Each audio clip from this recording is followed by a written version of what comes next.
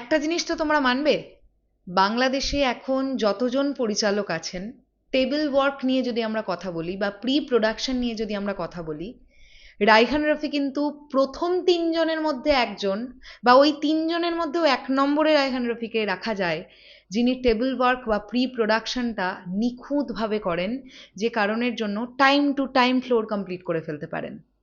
কারণ তিনি জানেন কিভাবে তিনি সিনেমাটাকে ফ্লোর করাবেন বা কিভাবে কি হবে।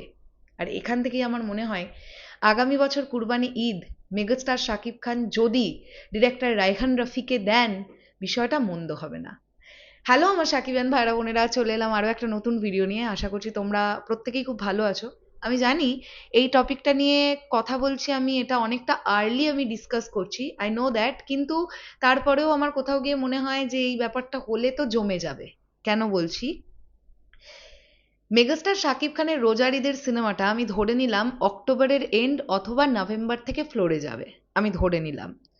যদি সেটাই হয়, তাহলে নভেম্বর, ডিসেম্বর, জানুয়ারির মিড পর্যন্ত এই সিনেমাটার স্কেডিউল চলবে বলে আমার ধারণা। যদিও বাংলা সিনেমা অনুযায়ী একটা বাংলা সিনেমা যদি ৪৫ দিন কি ৫০ দিন ফ্লোর করে ফেলে, এটা বিগেস্ট বিষয় বাংলা ফিল্মের জন্য।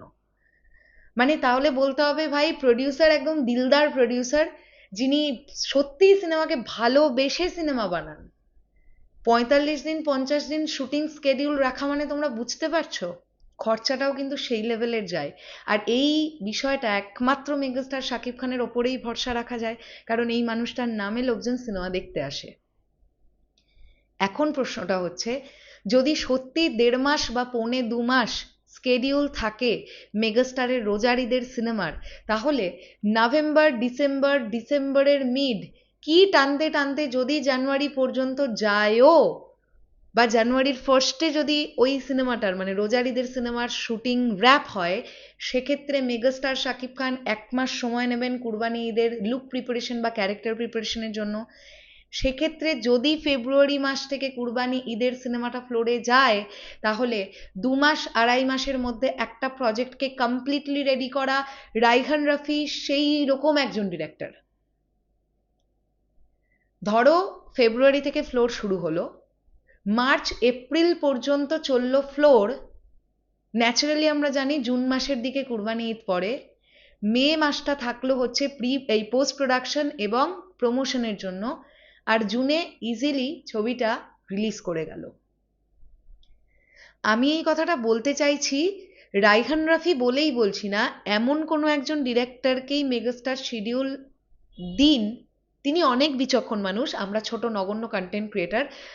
আমি বলছি যে আমার যেটা মনে হচ্ছে সেটা জানাচ্ছি মেগাস্টারের একজন শুভাকাঙ্ক্ষী হিসেবে, এমন একজন ডিরেক্টরকেই যেন মেগাস্টার শিডিউল দেন যিনি টেবিল ওয়ার্কটা খুব গুছিয়ে করতে পারেন, এবং তার কাছে শুধু টেবিল ওয়ার্কটা স্ট্রং থাকবে এমন না, মানে ভিশনারি যেন ক্লিয়ার থাকে, যে আমি ফ্লোর এই সময় কমপ্লিট করব, তারপরে আমি সিনেমাটাকে এইভাবে দেখছি এবং আমি সিনেমাটাকে এইভাবে নামিয়ে ফেলবো, কমপ্লিট করে ফেলবো। তো আমার কোথাও গিয়ে মনে হয় সেক্ষেত্রে কুরবানি ঈদের শিডিউল যদি মেগাস্টার শাকিব খান রায়হান রফিকে দেন, আর সিনেমাটা যদি হয় Toofan two, Toofan two will be blockbuster. কারণ তুফান কিন্তু আলাদাই লেভেলের অ্যান্টিসিপেশন মানুষের মধ্যে ধরে রাখতে পেরেছে শেষটা দিয়ে। তুফান টু কী হবে, কেমন হবে গল্পটা, তোমাদের কি বক্তব্য এই বিষয়টাকে নিয়ে? ডেফিনেটলি কমেন্ট সেকশনে জানাও। আসছি আবার খুব শিগগিরই, তাহলে এখনের জন্যে টাটা।